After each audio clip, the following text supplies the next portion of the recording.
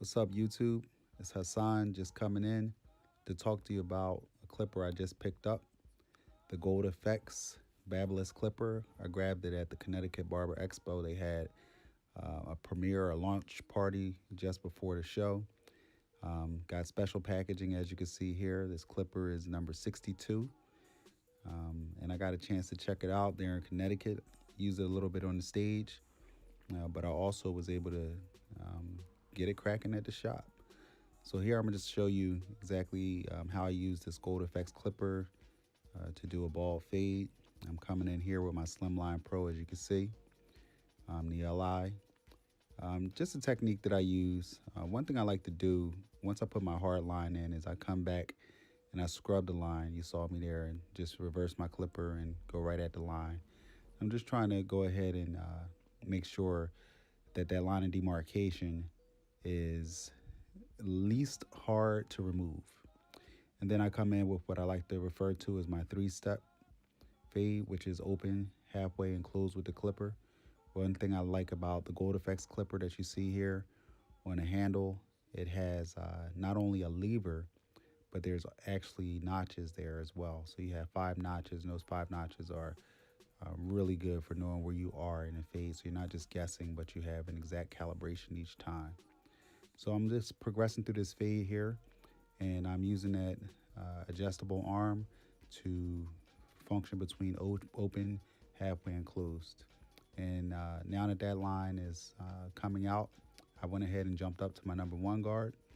I'm moving a little higher to the parietal ridge there in his head, and that mid-recession area. And I'm just working and fade back and forth, but still using those same 3 steps, open, halfway, and close. So pretty much each time I'm coming back and forth, I'm also digressing with a length. So from going from open to halfway, but I'm also dropping down just a small amount, about 1/4 inch each time, trying to remove that fade or that line there.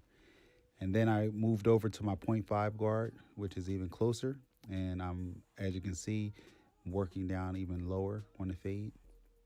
And after working down lower, finally get to the point where now I took my guard off, and I'm going back with that completely open blade, 1/16 level. And as you can see, the direction of his hair pattern is really going from right to left. So I'm making sure that my strokes go completely against the grain, and that's why my clipper is angled. But it's also angled for another reason. This is a feathering or notching technique. Cornering, different barbers call it different things, but what that does is it allows you to come in and more selectively remove small amounts of hair, and it doesn't create another hard line. It really softens the line. So that's what I'm doing there. Here's another tip that I'm using, a Clubman powder. Now, this is a new Clubman powder. The scent is amazing, but why I like to use it, it actually helps to remove some of the oils or moisture that you get on the scalp before you put your shaver on the head, and it really helps that.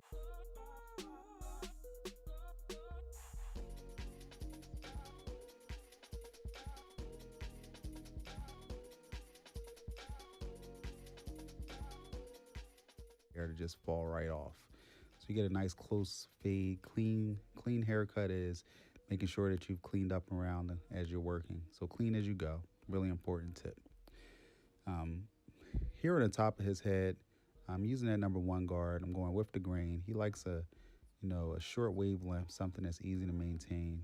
This is my client. He's here every 2 weeks, clockwork. This is 8 a.m. in the morning. So I make sure that he has a haircut that definitely lasts him. These are the last clippers I picked up at a show out in California, Long Beach. The release for the Andis T outliner. Love this clipper, love it. I did another video on it. It is adjustable. I've adjusted this blade myself. And I'm just making sure as I use this that I stay as far out on his hairline as possible, trying to keep natural lines. The less you take away, the better and long lasting your haircut is, and you will prevent yourself from taking your client's hairline back. And that's one of the quickest way to lose a client. If you remove too much hair during the shape up, it not only grows back unsightly, but your client will notice, and it really isn't a professional thing to do. So now, just following with sanitary practices, I'm using Clubman aftershave. I love the brandy spice. Its flavor is amazing. Smells wonderful. My client in the chair, Chuck, there has bought a couple of bottles from me. Every client I use it on likes to purchase it for himself. So here's the finished effect. Just took them outside in the sunlight. You can see some of the products that were used, and that line that most of you saw, I was able to remove it from his hair. So thanks, guys. Appreciate you giving me some time and consideration, and catch me on my next video.